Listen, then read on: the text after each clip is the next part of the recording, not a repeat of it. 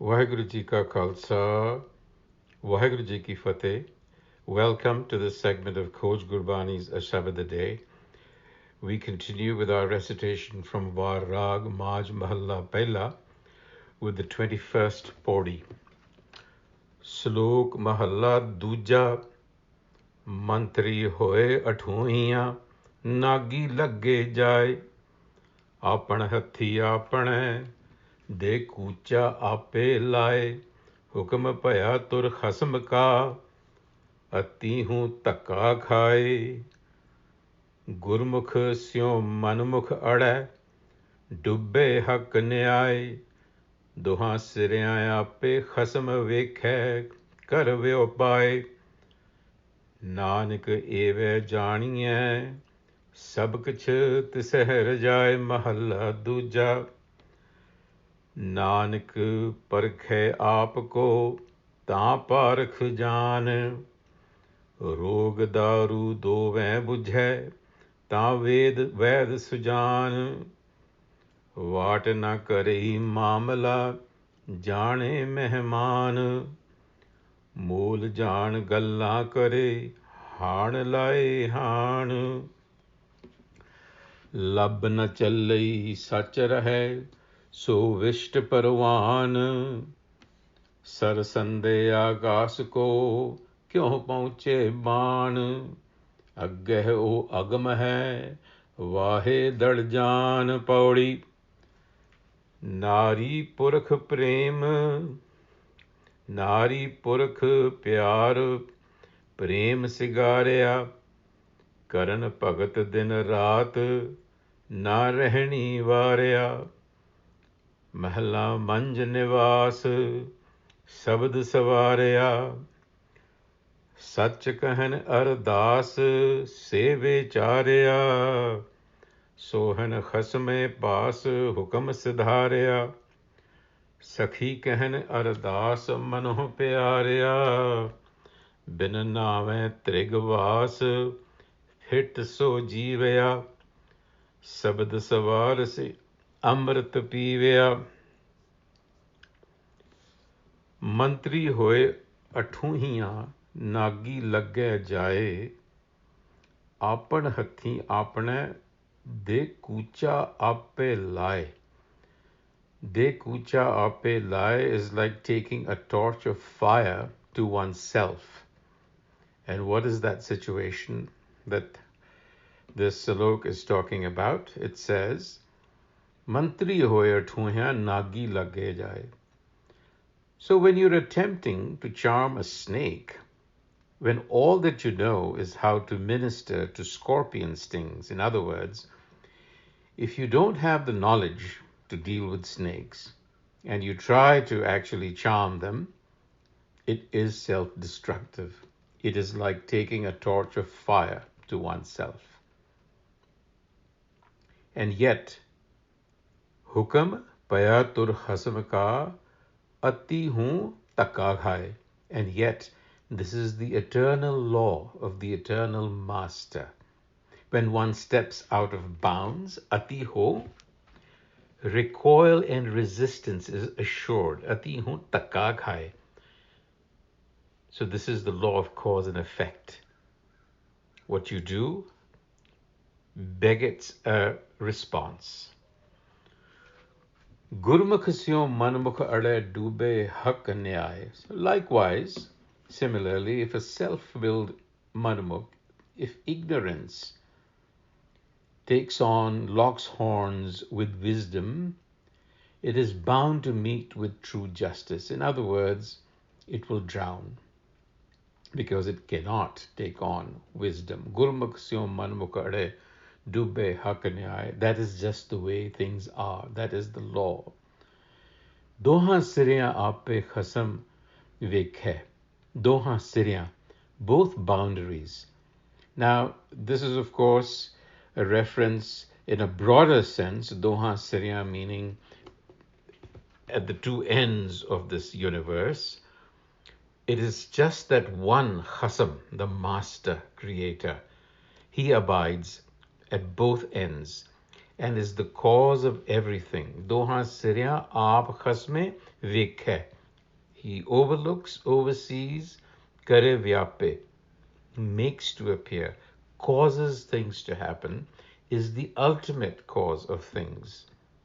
And in such a manner, says Nanak, everything that we do happens within its law. Nanak eva janiye. Understand this. Sab kuch tise rajaye. And this is how you understand. If you poke your nose where it doesn't belong, well, the response will tell you that. And then there are examples that we are given of how to actually become true aficionados of life, enthusiastic experts of life. Nanak parkhe aapko ta parkh jaan. The true aficionado of life is one who assays the self, examines the self. Rog daru dome bujje ta ved sujan. A physician is considered wise only if the disease is diagnosed and its cure known. That is to say, if the physician has the capacity to actually diagnose the affliction and also the cure. Vaat na kari mamala jane mehman. A wise traveler does not discuss business with fellow travelers. In other words, he knows it's a temporary association and will not reveal what his business is for fear of being robbed perhaps sometimes. Mool jaan galla kare, haan laye haan. Haan laye haan, if you wish to engage with people who know the essence, then speak of the essence. In other words, become knowledgeable yourself. Labna challai sach rahe, so vist parwan. Vist is a mediator, an arbiter. A good mediator is impartial. It's motivated by the truth and not tempted by self-interest. Sarasande akas ko kyun pahunche baan, agge o agam hai, wahe dard jaan. How can an arrow find its mark if it is aimed at the open waters and sky? Sarasande akas. A good archer understands this. Wahe dar jaan. He understands that shooting at the boundless water and sky, agge o in front of you, is just aimless. You need to have an aim, you need to have a mark to shoot for. And in the pauri, in the step where the essence of the message usually is, we are told that the bond between a man and woman is adorned by love and affection. In other words, love and affection is what binds a man and woman together. Similarly, devotees of the self are devoted day and night, and they cannot be stopped. But they adorn themselves by the transforming sabad, the discourse, the word, the instruction of the enlightener. And then they come to center in their hearts. They, in fact, find that awareness. Nari purkh pyar prem sigarya. The adornment is love. Karan bhagat din raat na rehni varya. They are unstoppable. The devotees are unstoppable, meaning they're enthusiastically devoted.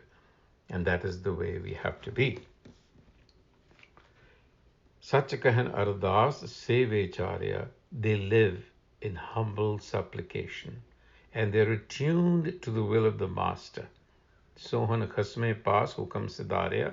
They look beautiful to behold when they are in tune.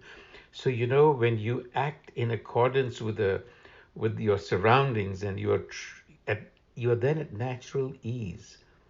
And that sight of seeing somebody being completely in tune with itself is truly a sight to behold.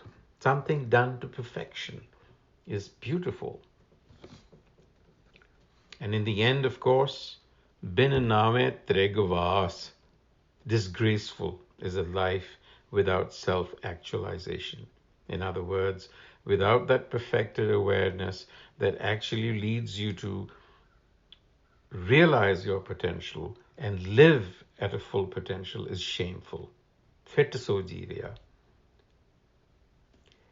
But those who are transformed by the discourse of the enlightener, a-sabad-a-day, live in a state of perfected awareness.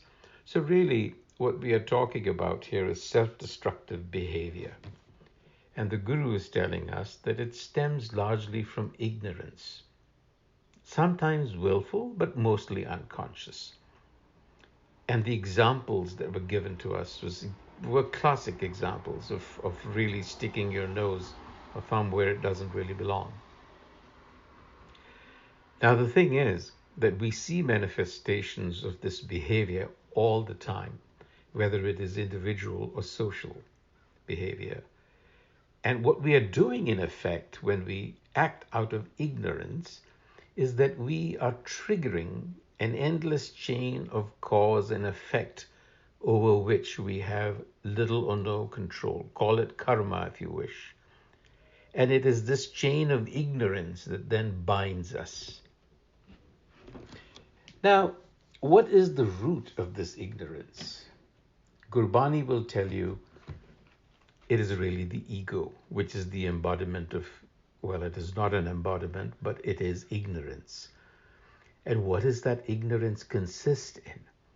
It is not recognizing that there is a singular presence, a singular force that is ultimately the cause. It is the ultimate cause for everything that is happening. Doha Siriya Ape Khasam. Between the two boundaries of this universe, meaning infinite, exists just this singular force.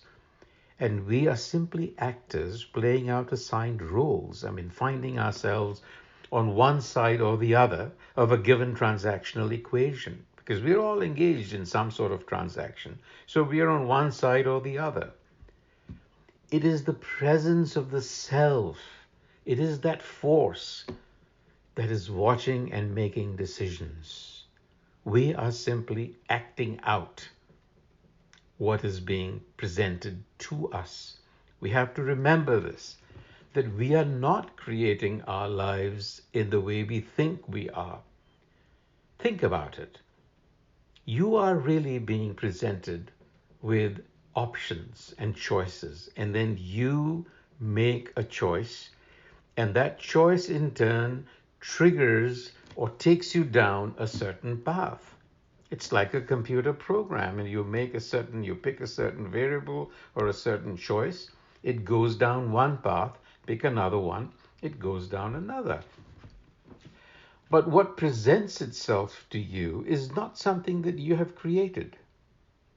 It just is happening through a series of linkages that you and I are simply not aware of. But at every moment, it presents itself to us. Life presents itself to us, and we make choices. So therefore, the need to be true enthusiasts of life, aficionados of life. And you do that with the examples that were given.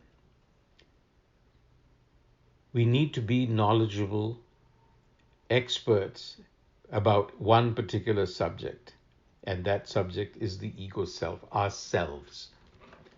Like a good physician, we should be able to diagnose what the chronic affliction of the ego self is, and also what the cure is. Like good travelers, we don't need to broadcast what we are doing necessarily. And if one wishes to engage with the experts in this domain, one must strive to become an expert on the subject. And like an impartial mediator, we should be able to develop the capacity to scrutinize oneself without bias. Because when we look at ourselves, we are biased. So we have to be impartial, like a good mediator. And above all, we have to be driven by a sense of purpose and not live aimlessly. It's like shooting blanks or shooting into thin air. Not effective. And so the method for self-scrutiny is given to us. It is the Shabad, knowledge of the self, which comes to us as Sikhs through the text of Gurbani. And as a matter of fact, the text will tell you that the Shabad is everywhere. So this knowledge is wrapped into the very texture of this universe. It's wrapped into the texture of your body. So become aware, become alert, engage with the text of Gurbani so that it can guide you. It's transforming. It'll transform the ego self. And then the mind will find its center. Mehela manj nivas a-sabad-a-day. What that simply means is that the constricted ego consciousness will expand to perfected awareness. And there life is blissful. On that note, Vaheguru Ji Ka Khalsa, Vaheguru Ji Ki Fateh.